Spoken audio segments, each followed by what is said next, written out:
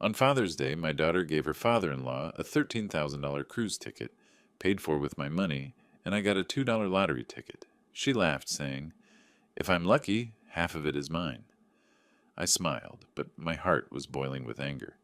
That ticket brought me $120 million, and I taught her a lesson she will never forget. Instead of half the amount, she got what she deserved. Before we continue, please subscribe to the channel and let us know where you are listening in the comments. Dad, here's your gift. If you win, remember half is mine. Kara's voice cut through the Father's Day dinner atmosphere as she tossed the lottery ticket across my dining table with that familiar smirk. I caught the crumpled paper, my weathered fingers smoothing it against the tablecloth. $2. The numbers blurred slightly as I stared at them, trying to process what had just happened. Very thoughtful, sweetheart, I managed, forcing a smile. This is...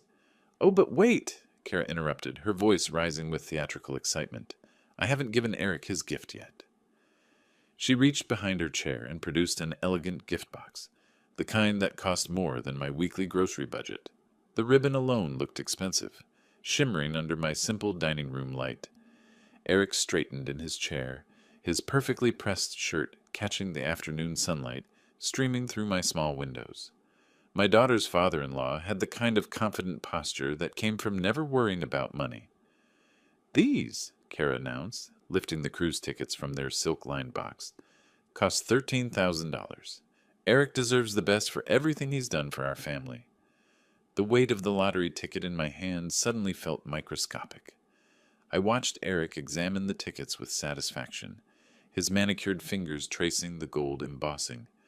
Now this is what I call a proper gift, Kara, Eric said, his voice carrying that particular tone of approval reserved for expensive things. His eyes met mine across the table. Your father taught you well. The phrase hung in the air like smoke. Other family members shifted uncomfortably, suddenly finding their plates fascinating. My sister Margaret cleared her throat, while my nephew Tommy studied his hands.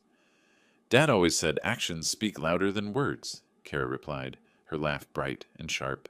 She glanced at Eric and something passed between them, a look that made my chest tighten. Some people show love through grand gestures. Others... She gestured vaguely at my lottery ticket. I held the paper steady, though my hands wanted to shake. I appreciate the thought, Kara, really. Oh, it's just a little joke, she said, waving dismissively. But seriously, if you hit the jackpot, I expect my cut. I paid for it, after all. Eric chuckled, the sound low and satisfied. Perhaps next year Stephen will surprise us all with something more substantial. The afternoon sunlight highlighted every uncomfortable expression around my table. Margaret's fork paused halfway to her mouth. Tommy's wife Sarah studied the family photos on my walls with sudden intensity. Even my grandson Jake, usually buried in his phone, looked up with confusion. These cruise tickets, Eric continued, fanning them out like playing cards, represent 2 weeks in the Mediterranean. First-class accommodations, private balcony, all meals included. The kind of experience that creates lasting memories. I nodded, my throat tight. Sounds wonderful. It is wonderful, Kara agreed. Eric has always been there for us financially. He helped us buy our house, paid for Jake's private school, even covers our country club membership. He's earned something special. The lottery ticket felt like it might disintegrate in my grip.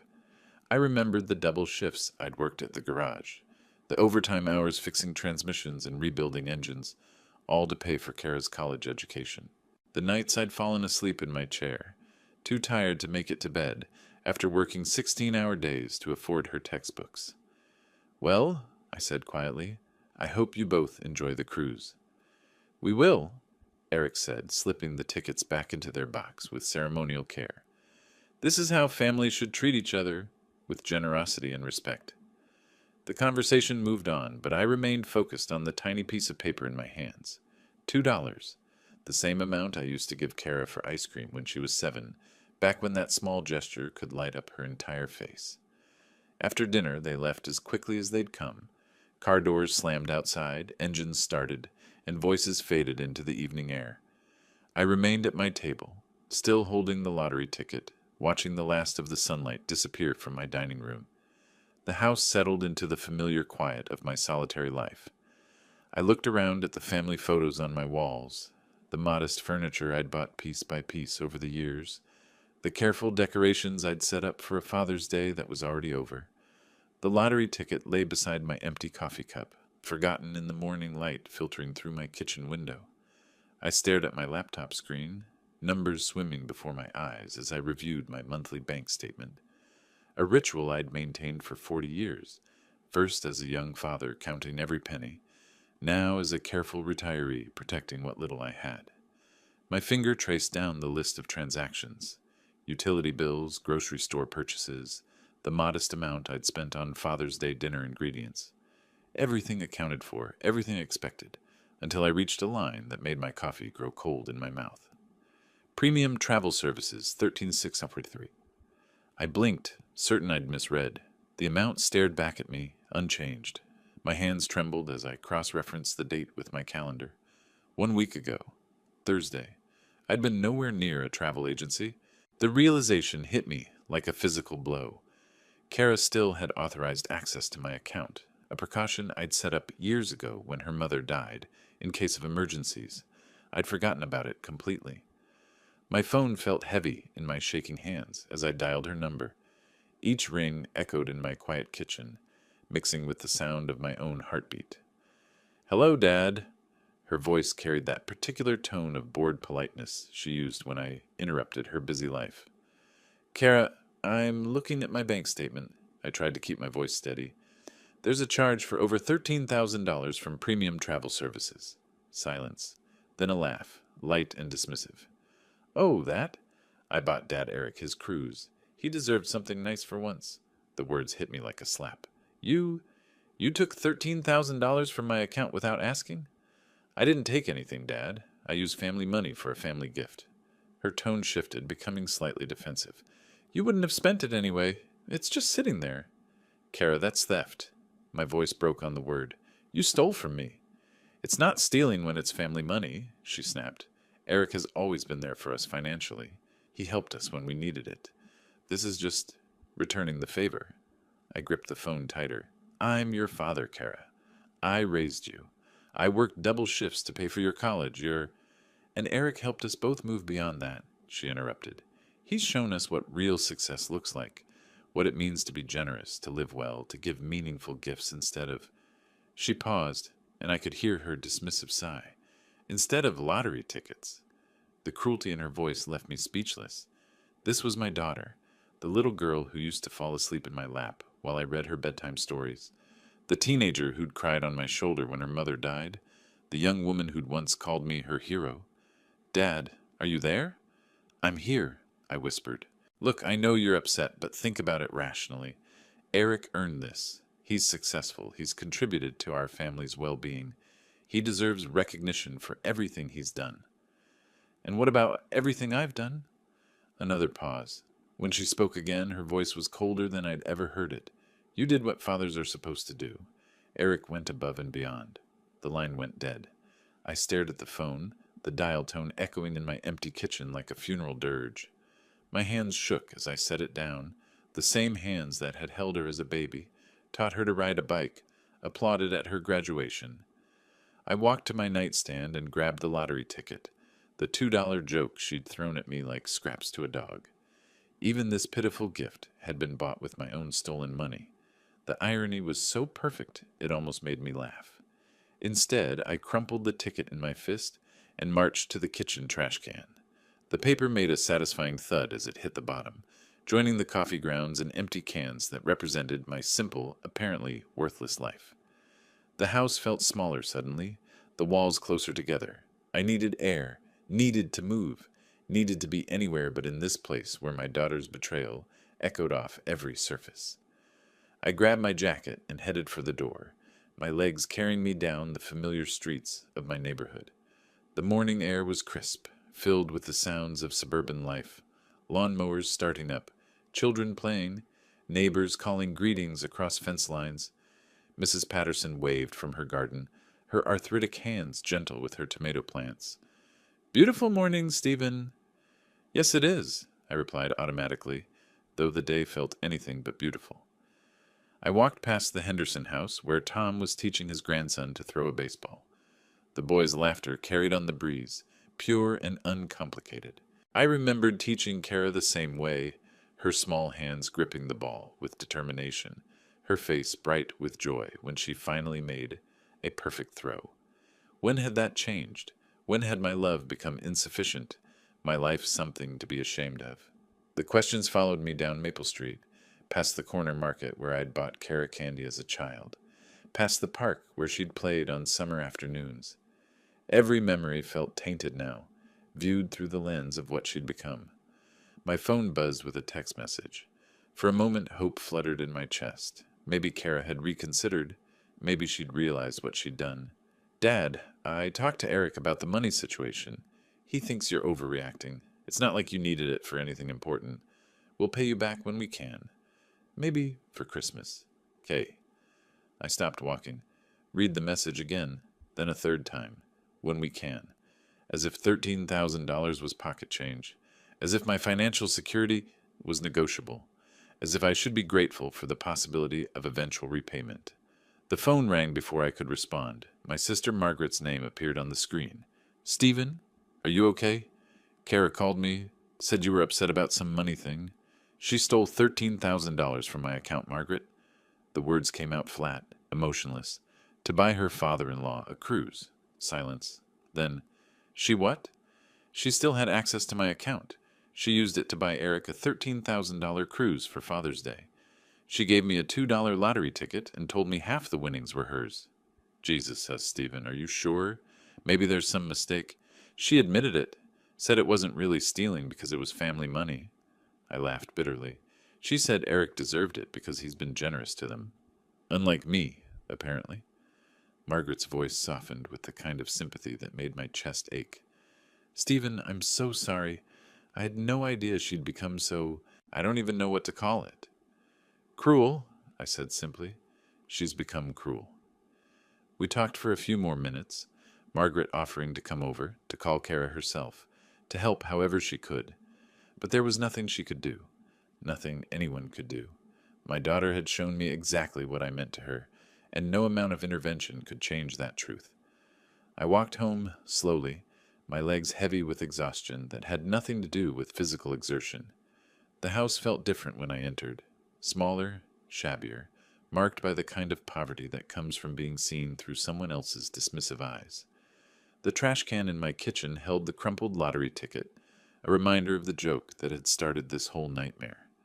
I stared at it for a long moment, remembering the weight of those $2 in my hand, the laughter in Kara's voice as she tossed it across the table. Tomorrow, I would call the bank.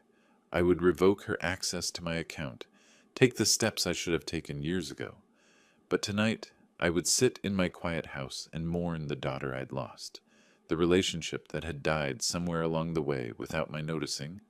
The lottery ticket remained in the trash, forgotten and worthless, while I grieved for something far more valuable that I'd already lost.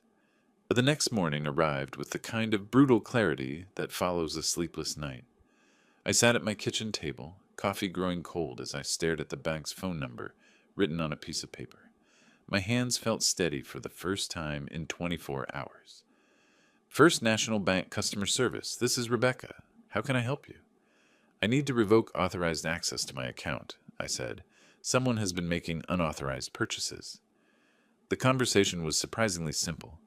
Rebecca's voice carried professional sympathy as she walked me through the process. Within 15 minutes, Kara's access was terminated, new security measures were in place, and I felt something I hadn't experienced in years, the solid certainty of protecting myself. Is there anything else I can help you with today, Mr. Woods? No, that covers it. Thank you. I hung up and looked around my kitchen with new eyes. The modest space felt different, not shabby, but honest, clean, mine. My gaze fell on the trash can, and I remembered the lottery ticket lying crumpled among the coffee grounds, the $2 joke that had started this whole mess, purchased with my own stolen money and thrown back at me like I was some kind of charity case. I walked over and stared down at the crumpled paper. Even this pathetic gesture had been bought with money taken from my account without permission. The irony was almost laughable. She'd stolen from me to buy me a gift, then claimed half the potential winnings. With sudden, decisive anger, I grabbed the ticket and smoothed it out on my counter. The numbers stared back at me. 807, 14, 23, 35, 42. Powerball 18. I memorized them, these digits that represented everything wrong with my relationship with my daughter, then crumpled the paper again and threw it back in the trash with more force than necessary. The morning stretched ahead of me, empty and quiet. I needed to move, needed to clear my head, needed to be somewhere other than this kitchen where yesterday's betrayal still echoed off the walls. I grabbed my jacket and headed outside, letting my feet carry me down the familiar streets of my neighborhood. The morning air was crisp, filled with the sounds of honest work. Lawn mowers starting up, children playing, neighbors calling greetings across fence lines. Mrs. Patterson was in her garden again, her weathered hands gentle with her roses. She looked up as I passed, her smile warm and genuine. "Morning, Stephen. You're out early today?" "Couldn't sleep," I said, pausing at her fence. "Thought a walk might help." She nodded knowingly. "Sometimes the best thinking happens when your feet are moving." My Harold used to say that. Her late husband had been a good man, a mechanic like me who'd worked with his hands and treated people with respect. The kind of man who understood that character mattered more than bank accounts. He was right about that, I said. I continued walking past the Henderson house where Tom was washing his car with his grandson's help. The boy was more interested in splashing water than cleaning, but Tom didn't seem to mind. Their laughter carried on the breeze, uncomplicated and pure. 2 blocks down, I passed the corner market where I'd bought Cara candy as a child. The owner, Mr. Chen, was arranging fruit in his window display, each apple and orange placed with care. He'd been here for 30 years, serving the neighborhood with quiet dignity, never getting rich, but never compromising his principles either. These people understood something Cara had forgotten, that there was honor in honest work, in treating people with respect, in building relationships based on something more substantial than financial gain. My phone buzzed with a text message. For a moment, hope fluttered in my chest. Maybe Cara had reconsidered. Maybe she'd realized what she'd done. "Dad, I talked to Eric about the money situation. He thinks you're overreacting. It's not like you needed it for anything important. We'll pay you back when we can. Maybe for Christmas." "Kay." I stopped walking, read the message again. The casual dismissal of my financial security, the assumption that $13,000 was somehow unimportant to me, the vague promise of eventual repayment. It all crystallized into a moment of perfect clarity. This was who she had become. This was what I meant to her. I deleted the message without responding and kept walking.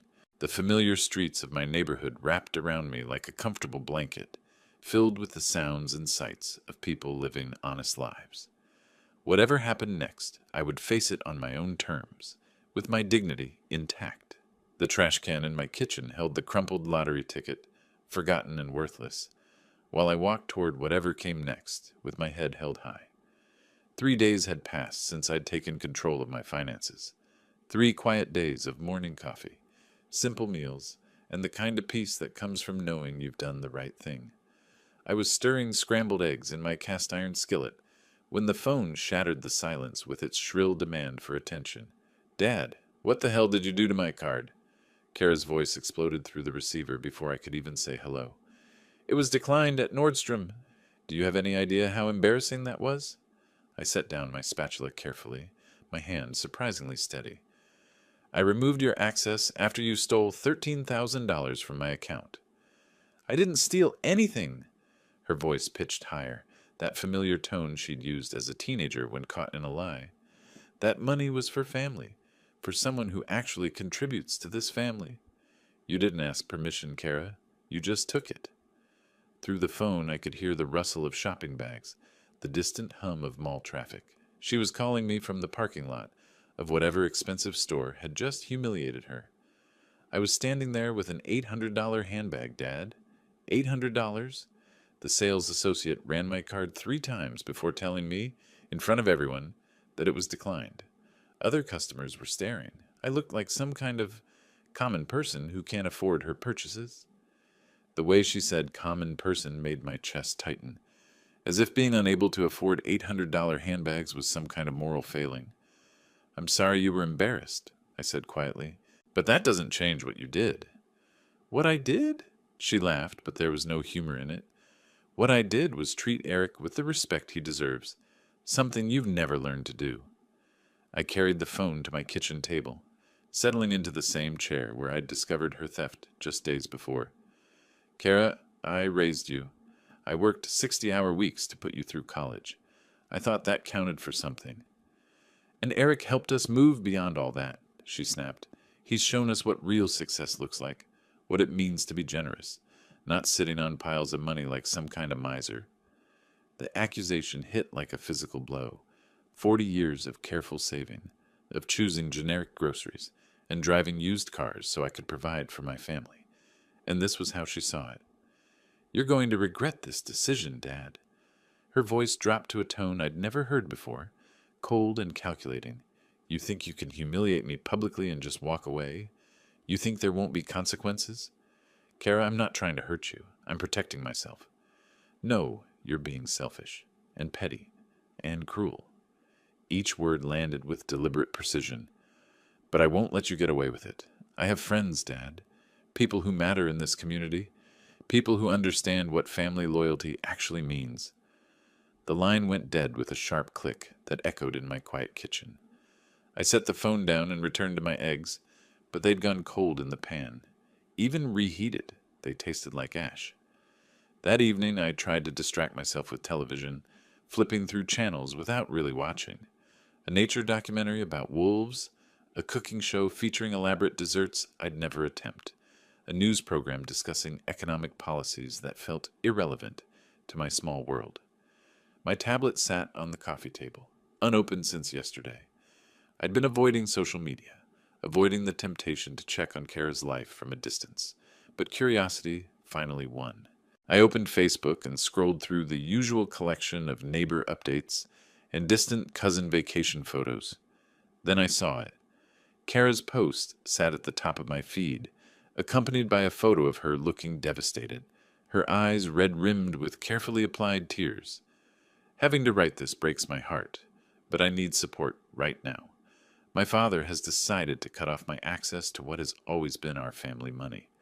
After years of me being there for him, helping him through Mom's death, managing his affairs when he couldn't, he suddenly decided I'm not worthy of his trust. All because I bought Eric, who has been more of a father figure to our family than anyone, a gift with money that was sitting unused in an account. I never thought my own father could be so selfish and cruel. I'm honestly questioning everything I thought I knew about the man who raised me. The post had 47 likes and 23 comments. I scrolled through them, my stomach churning with each sympathetic response. OMG, Kara, I'm so sorry. Older people can become so paranoid about money. Your father should be grateful to have such a caring daughter. This is awful. Eric is such a wonderful man. He deserved that gift.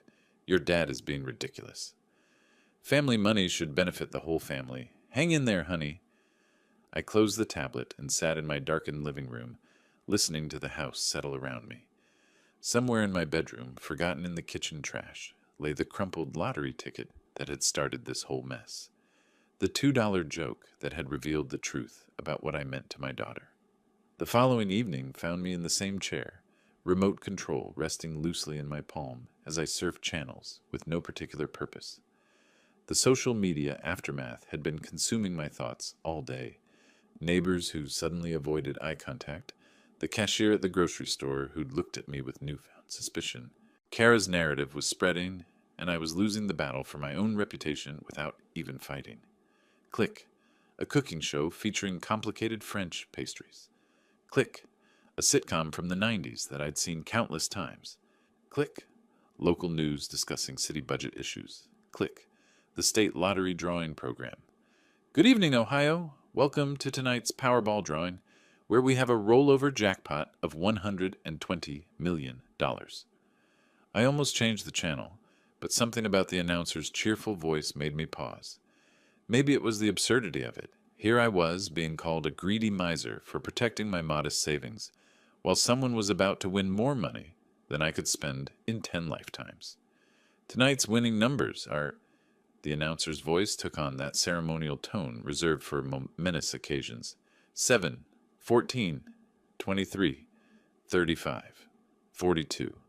And the Powerball is 18? My hand froze on the remote. Those numbers sounded familiar, disturbingly familiar. I grabbed a pen from the coffee table and scribbled the numbers on the back of an envelope as the announcer repeated them. 7, 14, 23, 35, 42, Powerball 18. My heart began racing before my mind fully caught up. I knew those numbers. I'd seen them recently, stared at them long enough to memorize them in a moment of anger and irony. The lottery ticket, the crumpled piece of paper I'd thrown away in disgust 3 days ago. I stumbled to the kitchen, my legs unsteady beneath me. The trash can sat innocently by the counter, filled with the detritus of solitary living, coffee grounds, empty cans, food scraps. I plunged my hands into the mess, digging through banana peels and soggy paper towels, searching for a small piece of paper that might change everything. My fingers found it near the bottom, stuck to the side of a yogurt container. The lottery ticket, stained with coffee grounds and wrinkled beyond recognition, but still readable. I carried it to the kitchen sink and carefully rinsed off the worst of the debris, my hands shaking as I unfolded it. 7, 14, 23, 35, 42. Powerball 18. Perfect. Every single number matched. I sat down hard in my kitchen chair, staring at the damaged ticket in disbelief. The $2 joke that Kara had thrown at me like scraps to a dog. The gift she'd bought with my own stolen money and then claimed half ownership of. The piece of garbage I'd discarded in anger. It was worth $120 million. I called the lottery hotline with trembling fingers, following the automated prompts to verify the winning numbers. The mechanical voice confirmed what I already knew. The winning Powerball numbers for tonight's drawing are 7, 14, 23, 35, 42, with Powerball 18. The jackpot amount is $120 million. I hung up and looked around my modest kitchen with new eyes. The outdated appliances, the worn linoleum floor, the simple table where I ate my solitary meals, all of it suddenly felt surreal, like a movie set about to be struck and replaced with something entirely different. The lottery ticket lay on my table, still damp from its rescue from the garbage, still creased with the force of my angry disposal. Kara's voice echoed in my memory. If you win, remember half is mine. I barely slept that night, alternating between checking the lottery ticket for the 100th time and staring at my ceiling in disbelief. By morning, I'd convinced myself it had to be a mistake, a hallucination brought on by stress and social isolation. But the numbers remained the same, and the ticket, despite its journey through my garbage, was undeniably real. The Ohio Lottery Commission offices in downtown Columbus were more impressive than I'd expected. Glass and steel reaching toward gray March clouds, with security guards and an atmosphere of serious business. I clutched the ticket in a plastic sleeve, my palms sweating despite the cool morning air. Mr. Woods? The lottery official, a woman named Janet Chen, smiled professionally as she examined my bedraggled ticket. This is quite a story. Found it in your trash? Threw it away in anger, I admitted. My daughter bought it as a Father's Day gift, but the circumstances were complicated. Janet nodded without judgment, placing the ticket under some kind of specialized scanner. We see all kinds of situations here. The important thing is verification. And I'm happy to tell you, Mr. Woods, that this is indeed a winning ticket. The words seemed to echo in the sterile office space. I gripped the arms of my chair, afraid I might float away. However, Janet continued, our verification process takes 48 hours for prizes of this magnitude. We need to confirm the ticket's authenticity through multiple security measures, prepare the legal documentation, and arrange for the payout process. I nodded numbly, signing papers and providing identification, barely processing the cascade of information about taxes, payment options, and publicity procedures. By the time I left the lottery office, my head was swimming with figures and legal terminology, but one fact remained crystal clear. I was worth $120 million. The drive home passed in a blur of familiar streets that suddenly felt foreign. Everything looked the same. The corner grocery store, Mrs. Patterson's rose garden, the elementary school where Kara had learned to read. But I felt like an alien visitor, observing someone else's life. I'd been home less than an hour when Kara's car screeched into my driveway. She burst through my front door without knocking, her face flushed with excitement and determination. "Dad, I heard about the lottery. Some woman at the office knows someone who works at the commission. She saw your name on the winners list." I remained seated at my kitchen table. The official lottery paperwork spread before me like evidence in a trial. "Hello, Kara." "Don't hello me." She practically vibrated with energy. "Do you realize what this means? We're millionaires. Remember what I said. Half is mine." "That was a gift, Kara." My voice came out calmer than I felt. "You can't take back a gift." Her expression shifted, the excitement giving way to something harder. "We had an agreement. Everyone at that dinner heard me say it. Witnesses, Dad. Legal witnesses." "You threw that ticket at me like garbage," I said quietly. "You bought it with money you stole from my account. It was never about sharing anything." "Stole?" Her voice pitched upward. "I used family money for a family purpose, and now you're trying to cheat me out of what's rightfully mine." I looked at my daughter, really looked at her, and saw a stranger. The little girl who used to climb into my lap for bedtime stories had been replaced by someone I didn't recognize, someone whose first thought, upon hearing of my good fortune, was how much of it belonged to her. "The ticket was a gift," I repeated. "Whatever your intentions, whatever you said, it became mine the moment you gave it to me." "I'll sue you." She slammed her hand on my table, making the lottery papers jump. "I'll prove that ticket belongs to me. I'll take you to court and make sure everyone knows what kind of man you really are."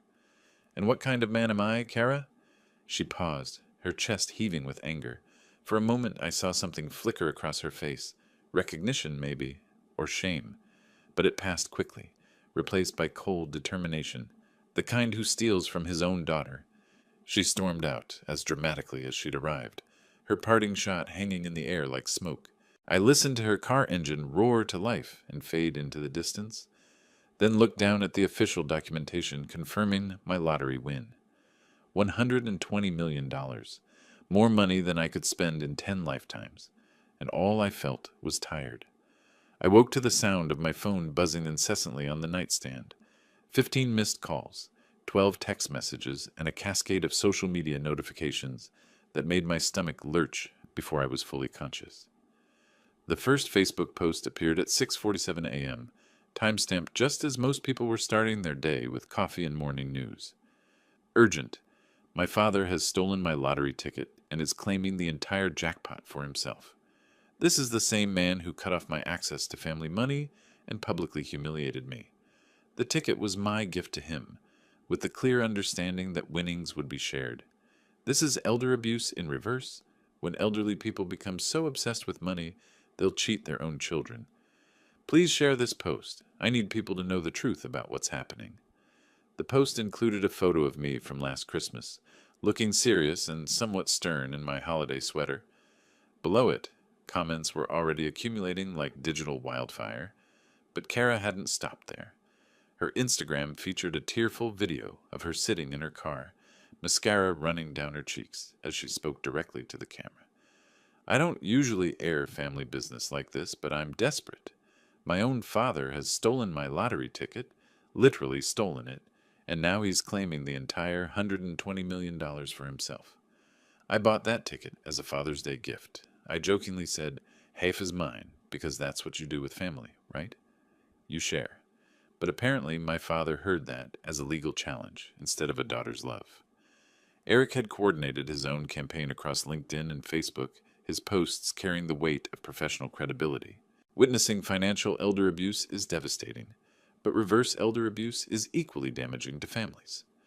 When elderly individuals become obsessed with money to the point of betraying their children's trust and generosity, we all lose. My wife is heartbroken by her father's greed. The lottery ticket was purchased as a gift, with clear verbal agreements about sharing, yet he claims exclusive ownership. This behavior destroys families and communities. My phone rang again. Margaret. "Stephen, what in God's name is happening? My neighbor just called asking if you really stole Kara's lottery ticket. Social media is going crazy." I explained the situation as simply as I could, but even to my own ears it sounded complicated. Yes, Kara had bought the ticket. Yes, she'd made jokes about sharing winnings. Yes, I had actually won. No, I didn't believe I owed her anything. But Stephen, Margaret said gently, she did buy it for you. With money she stole from my account, I reminded her. By noon, the story had gone viral in our small corner of the internet. Local Facebook groups buzzed with debates about family loyalty, legal obligations, and moral responsibilities. The neighborhood app next door featured heated discussions about the greedy lottery winner on Maple Street. I made the mistake of reading comments on Kara's posts.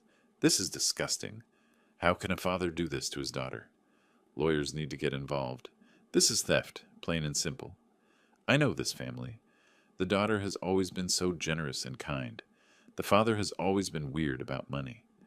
Team Kara. No way should an old man keep money that belongs to his daughter. Eric's professional network had mobilized too.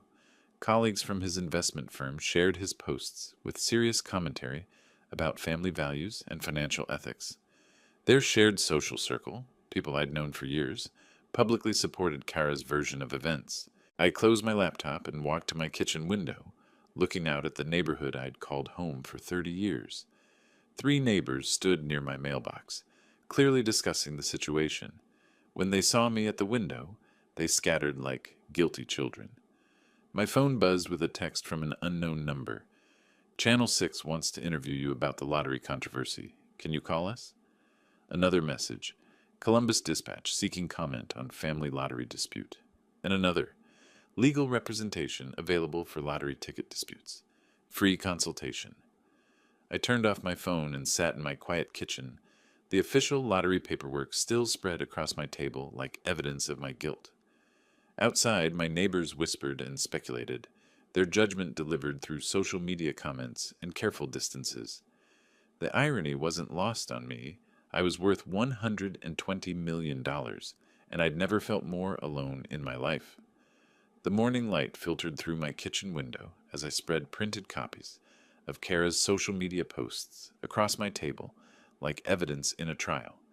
Each comment, each share, each supportive response felt like another nail in the coffin of my reputation. The coffee grew cold in my cup as I read through the digital assassination of my character. My landline phone rang, cutting through the silence with its old-fashioned mechanical bell. The caller ID showed a number I didn't recognize, but something about its pattern suggested a business line. Mr. Woods, this is William Johnson, Eric's father. The voice was measured, professional, carrying the kind of authority that came from years of boardroom negotiations. I believe we need to talk. I gripped the receiver tighter. I'm not sure what there is to discuss, Mr. Johnson. There's quite a lot, actually. A pause, then. Could we meet this morning? Say Murphy's Diner on 5th Street? In an hour? Murphy's Diner was a modest family restaurant where I sometimes went for their Saturday morning special. The kind of place where Eric would never be caught dead. May I ask what this is about? The lottery ticket, William said simply, and what I witnessed on Father's Day. My heart hammered against my ribs. You were there. I was indeed. 1 hour, Mr. Woods. The line went dead, leaving me staring at the phone in confusion. Eric's father wanting to meet about the lottery ticket could only mean trouble. Maybe they were coordinating a legal strategy, or perhaps William was coming to pressure me into settling with Kara. I almost didn't go, but curiosity won over caution. Murphy's Diner occupied a corner lot that had hosted restaurants for 50 years.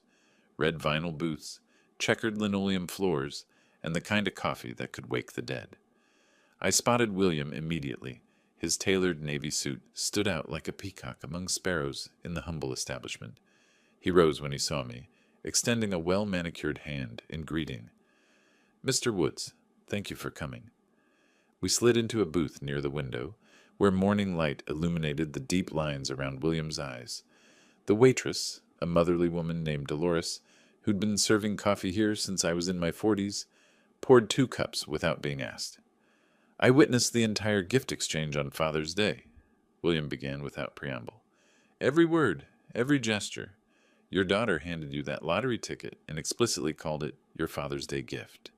I studied his face, searching for signs of deception or manipulation. She's claiming we had an agreement about splitting any winnings. William's expression hardened. That's simply not what happened.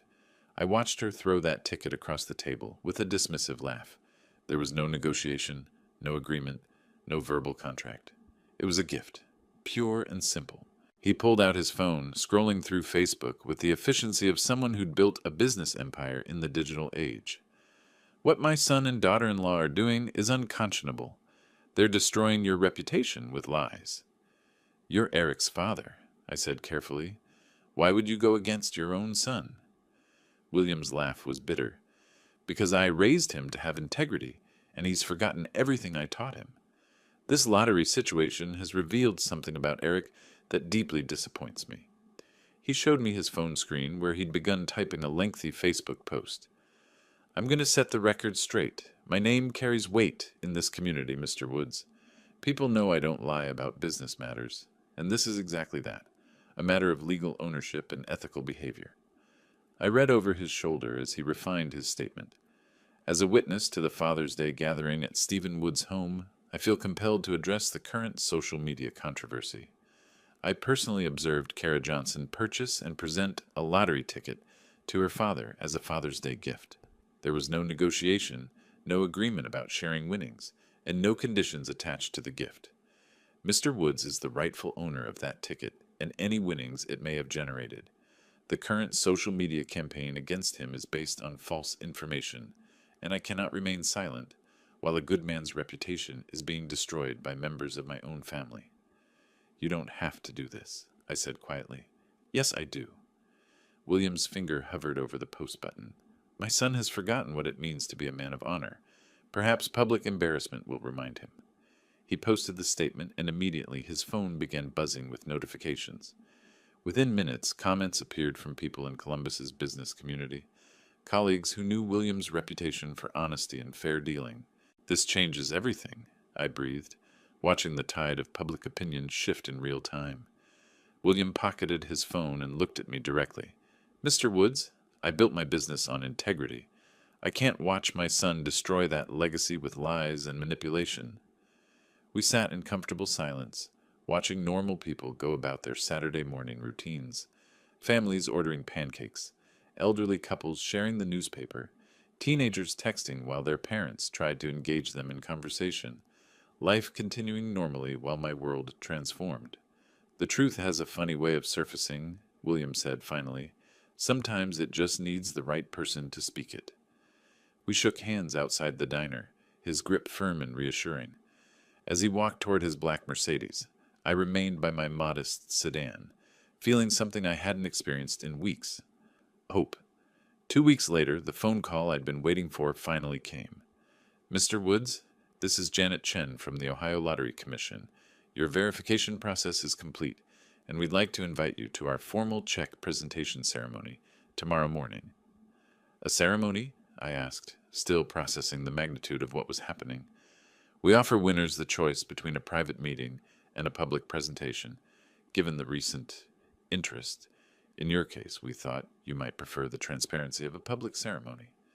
I thought about Kara's social media campaign, about the whispered conversations that followed me through grocery stores, about the neighbors who no longer made eye contact.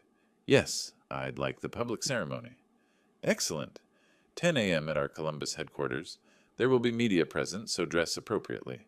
And Mr. Woods, congratulations. This is going to change your life. That evening I laid out my best clothes. A navy blue suit I'd bought for my wife's funeral 8 years ago. A white shirt that still had the crisp edges of professional pressing, and the tie Cara had given me for Christmas 5 years back, before everything changed. The lottery office buzzed with activity when I arrived. Television crews adjusted lighting equipment, photographers tested angles, and lottery officials bustled around with clipboards and official documents. I felt like an actor who'd wandered onto someone else's movie set. Mr. Woods? Janet Chen approached with a warm smile. Ready to become a millionaire? The actual ceremony was surprisingly formal. A backdrop featuring the Ohio Lottery logo, an oversized check that took 2 people to hold, and enough camera flashes to light up a stadium. When Janet announced me as the winner of the $120 million jackpot, the applause felt surreal. This is certainly unexpected, I said into the microphone, my voice carrying better than I'd hoped. I plan to use this blessing responsibly, to help others, to pursue dreams I'd put aside, and to live with dignity. The questions from reporters came rapidly. How did it feel to win? What were my plans? Would I quit working? I answered as honestly as I could, focusing on gratitude and responsibility rather than the family drama that had brought me here.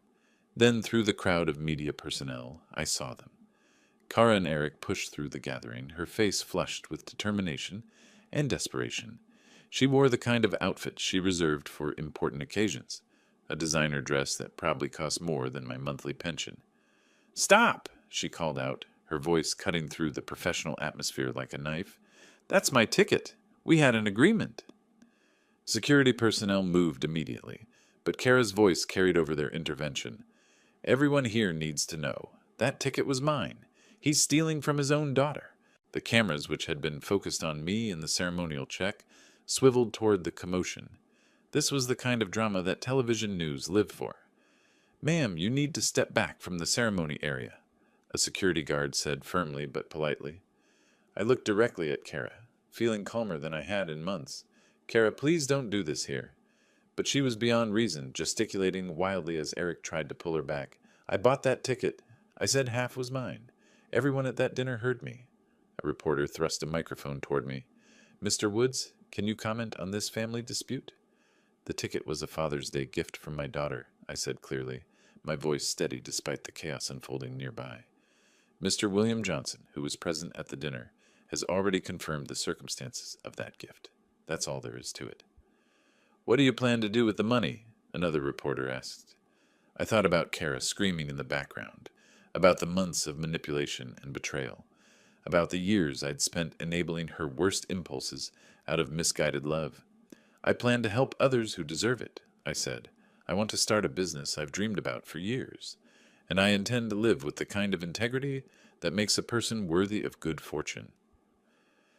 The ceremony concluded with handshakes and official paperwork, while Kara and Eric stood by their BMW in the parking lot, arguing with each other. I could see Eric's gestures growing more animated, his voice rising to match hers. I walked to my car carrying the ceremonial check and official documentation that made me one of the wealthiest men in Ohio.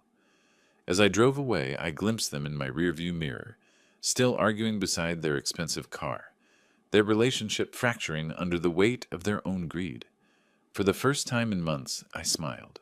The next morning, I was sitting at my kitchen table with the newspaper spread before me, reading about my lottery win in black and white print, when I heard a car door slam outside. Through my window, I saw Kara walking up my driveway, but her demeanor was completely different from yesterday's aggressive confrontation. She moved slowly, almost hesitantly, her shoulders slumped in defeat. Instead of her usual bold entrance, she knocked softly on my door, 3 gentle taps that sounded almost apologetic. I opened the door to find her eyes red-rimmed and puffy, her designer clothes wrinkled as if she'd slept in them. "Dad, could we talk, please?" My paternal instincts stirred despite everything that had happened. "Come in, Kara." She followed me to the living room, perching on the edge of the couch like a bird ready to take flight. Her hands twisted in her lap as she looked around the modest space that had once been her childhood home. "I'm so sorry about yesterday," she began, her voice barely above a whisper. "I was just overwhelmed and scared. I wasn't thinking clearly." The tears came then, streaming down her cheeks with practiced precision. "Eric has been pressuring me so much about money lately. Our finances they're worse than I told anyone. I didn't know who else to turn to." I settled into my recliner, maintaining careful distance between us. "What kind of financial trouble, Kara?" "We're about to lose our house," she said, her voice breaking on the words. "The mortgage payments, the credit cards, Eric's business, it's all falling apart. We owe almost $400,000, and the bank is starting foreclosure proceedings." She painted a picture of sleepless nights, panic attacks, and desperate attempts to keep up appearances while their world crumbled.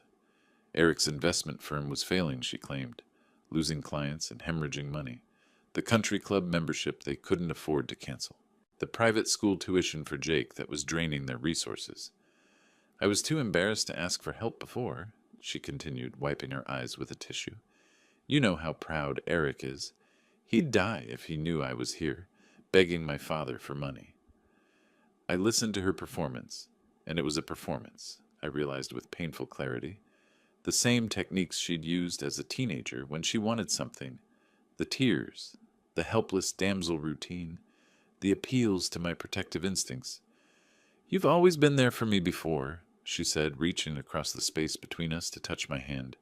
"I just need help one more time. Just enough to save our house and get back on our feet." "How much, Kara?" $2 million would solve everything, she said quickly, as if she'd rehearsed the number. "It sounds like a lot, but it's nothing compared to what you won. You'd still have over $100 million left." The simplicity of her request was breathtaking.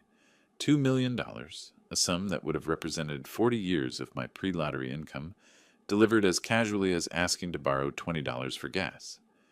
"Kara," I said gently, "I've heard these same promises before." Her expression shifted slightly, confusion flickering across her features. "What do you mean?" "You stole $13,000 from my account without asking. You publicly humiliated me on social media. You tried to take my lottery ticket by force." I kept my voice calm, factual. "Now you want me to reward that behavior by giving you $2 million? This is different." The tears came faster now, more desperate. "I was wrong before, I admit that. But we're talking about losing everything, Dad. Our house, our life, Jake's education. You need to learn to solve your own problems." The words hung in the air between us like a challenge. Kara's face transformed, the mask of vulnerability slipping to reveal something harder underneath. "You're really going to do this?" she asked, her voice taking on a familiar edge. "You're going to let your own daughter lose her house while you sit on $100 million? I love you, Kara, but I won't enable your choices anymore." She stood abruptly, pacing to the window and back. "Fine, fine, but don't expect to be part of Jake's life going forward. Don't expect Christmas visits or family dinners or phone calls when he graduates high school." The threats came faster now, each one designed to hit my deepest fears about isolation and family loss. No grandchildren at my funeral, no relationship with future generations, a lonely old man dying alone because he was too selfish to help his only child. "If that's your choice," I said quietly, "I'll have to accept it." The finality in my voice seemed to shock her. She stared at me for a long moment, perhaps recognizing that her manipulation toolkit had finally met its match. "You've changed," she said, her voice cold with disappointment. "Money has made you cruel." "No, Kara. Money has made me free." She stormed out without another word, her footsteps echoing on my front walkway as she marched to her car. I stood at my front window, watching her drive away with visible anger, her tires squealing as she peeled out of my driveway. I turned away from the window and looked around my quiet home, feeling a mixture of sadness and relief. The little girl who used to fall asleep in my lap, reading stories, was gone, replaced by someone I didn't recognize and couldn't save. I walked to my kitchen to make tea, my movements calm and purposeful. For the first time in years, my home felt truly peaceful. 3 months later, I stood in my empty living room, holding my phone as movers loaded the last boxes. I scrolled to Kara's contact and selected "Block this number." Some bridges once burned weren't meant to be rebuilt. The drive to Dayton took 2 hours through rolling countryside. In this new city, I would be simply Stephen Woods, new resident, not the lottery winner from the news. My house sat on a quiet street, 3 hours from Columbus, far enough that unexpected visits would require real commitment. Henderson's classic auto restoration had been for sale for months. When I walked through the shop, inhaling the familiar scents of motor oil and polish, I knew I'd found my purpose. "You sure you want this much work?" asked Tom Henderson, gesturing at project cars filling his bays. "Most folks your age are thinking about slowing down." I ran my hand along a 1967 Mustang's fender. "I'm just getting started." Within a week, Henderson's became Wood's Classic Auto Restoration. I hired 3 local mechanics and established the Supporting Single Fathers Foundation, remembering my own struggles after my wife's death. Evenings in Dayton were peaceful. I could walk without whispered conversations following me. The local diner served coffee without gossip about my personal life. "Settling in okay?" asked Helen, my neighbor, bringing homemade cookies. "Neighborhood's quiet, but we look out for each other." "Quiet is exactly what I hoped for," I told her. The shop became my sanctuary. Working alongside younger mechanics, I rediscovered satisfaction in solving problems with my hands rather than my checkbook. We restored a 1955 Chevrolet to mint condition. The owner wept when he saw it, and I understood completely. I thought about Kara sometimes, but without sharp pain. The money hadn't changed me. It revealed what I'd always been underneath years of enabling. My phone rang occasionally with unknown numbers I suspected were her, but I let them go to voicemail. On Thursday evening, I locked up after completing a 1969 Camaro restoration. Driving home, I passed the community center, where my foundation's plaque read, "Supporting strong families through tough times." I parked and looked up at emerging stars. Somewhere, Kara lived with her choices' consequences. What I could control was building something meaningful. Every restored car, every foundation grant, was a vote for a world where character mattered more than connections. The lottery ticket hung framed in my office now, not as a trophy, but as a reminder that sometimes the most valuable gifts come disguised as garbage, and the most necessary lessons come wrapped in pain. If you like this story, please like this video, subscribe to the channel, and share your impressions of this story in the comments. To listen to the next story, click on the box on the left. Thank you for watching.